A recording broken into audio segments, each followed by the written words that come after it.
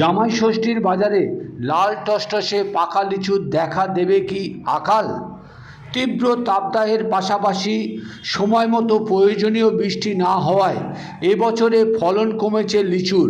বাজারে যে লিচু চাষিরা নিয়ে আসছেন বিক্রির জন্যে তার দাম গত বছরের তুলনায় দ্বিগুণ। গুনতিতে 1000 পিস লিচুর দাম 2800 থেকে 3000 টাকা, অর্থাৎ এক পিস লিচুর দাম প্রায় 3 টাকা।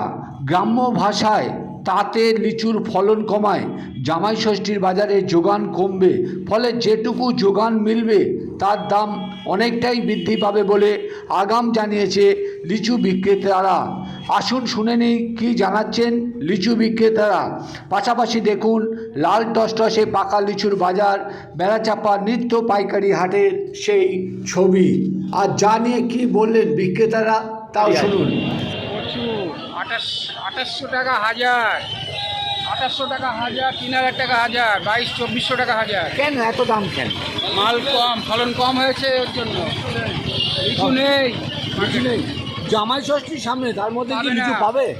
বেশি লিচু পাবে না, হ্যাঁ, পাবে না। লিচু পাওয়া যাবে না। জামাই ষষ্ঠীর বাজারে লিচু পাওয়া যাবে? না, পাওয়া যাবে না। এবছরে গত বছর থেকে এবারে দাম কেমন? লিচু হয়নি। লিচু হয়নি, না, তাতে শুকিয়ে নষ্ট হয়ে গেছে। মানে তাপে। তাতে এখন যা বাজার যাচ্ছে তাতে করে কি সত্যি আপনাদের লাভবান হচ্ছেন? না না, তাও হচ্ছে না। নিচ্ছে না। আপনার নাম কি? আমার নাম হাসান বিশ্বাস।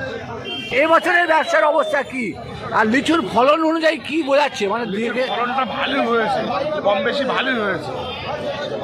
লিচুর বাজার কম বেশি হচ্ছে। আমরা 3000 টাকা পর্যন্ত হাজার কিনেছি, 3000 টাকা পর্যন্ত হাজার কিনেছি। এত দামে কিনে কি লাভ করা যায়? ওই অল্প অল্প করে পানি ছানি করে চলে যাচ্ছে, কিছু করার নেই।